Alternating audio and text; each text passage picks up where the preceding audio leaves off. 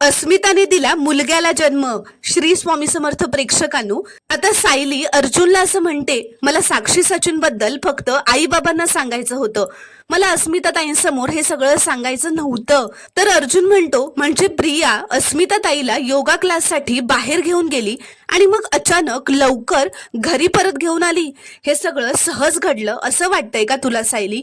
तर सायली म्हणते, सचिन भाऊजी आणि साक्षीबद्दल अस्मिता ताईंनी सगळं ऐकावं अशी प्रियाची इच्छा असेल. तर अर्जुन रागातच म्हणतो, फक्त आपल्याला डिस्ट्रॅक्ट करण्यासाठी ही प्रिया अस्मिता ताईच्या जीवाशी खेळली. तर सायली म्हणते, आणखीन किती खालच्या पातळीला जाऊ शकते ही प्रिया? तर आता अर्जुन भयंकर संतापतो.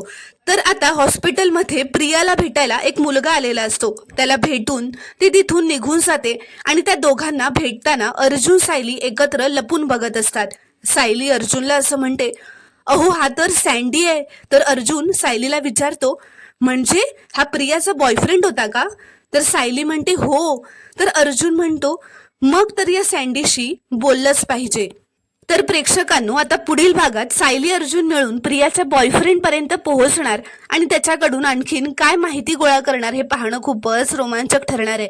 ते पाहण्यासाठी चॅनलला प्लीज सबस्क्राईब करा आणि व्हिडिओला एक लाईक नक्की करा.